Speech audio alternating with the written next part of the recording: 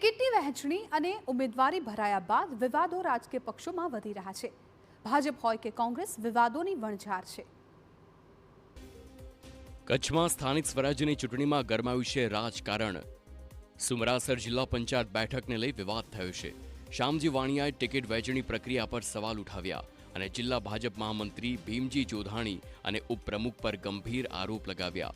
સુમરાસર જિલ્લા પંચાયતની બેઠક પર ગેરરીતિ થઈ હોવાના આક્ષેપ સાથેથી ઓડિયો ક્લિપ વાયરલ થતા રાજકીય ગરમાવો આવ્યો।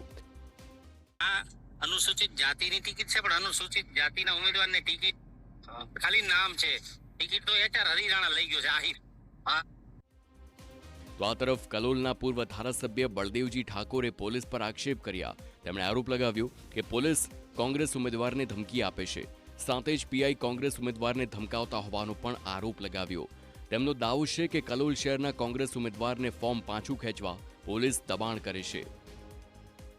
ભાઈ સાતેજના પીઆઈ મુશાળ જાણે જિલ્લા પંચાયતને તાલુકા પંચાયતની વિચારવાની જવાબદારી એમની હોય એ રીતે જ્યારે વર્તન કરતા હોય। તો આ વચ્ચે મહીસાગર કોંગ્રેસમાં પણ ભડકો। કોંગ્રેસ કાર્યકર ભરત પટેલે કોંગ્રેસ પર જ ગંભીર આક્ષેપ લગાવ્યા। ટિકિટ આપવામાં ગેરરીતિ થયાનો આક્ષેપ લગાવ્યો। પાયાના કાર્યકરોની અવગણના થયાનો પણ આક્ષેપ કર્યો। પ્રદેશ કોંગ્રેસ પ્રમુખને રજૂઆત છતાં પરિણામ ન આવ્યાનો દાવો છે। મહત્વનું છે કે ભરત પટેલ છેલ્લા 17 વર્ષથી કોંગ્રેસ સાથે જોડાયેલા અને બાકોર જિલ્લા પંચાયત સંયોજક રહી ચૂક્યા છે, ત્યારે તેમણે મૂળ કોંગ્રેસીઓને સાઇડ લાઇન કરી ભાજપ પ્રેરિત અને નવા ઉમેદવારોને ટિકિટો અપાઈ હોવાનો આક્ષેપ કર્યા બાદ રાજકીય ગરમાવો આવ્યો છે।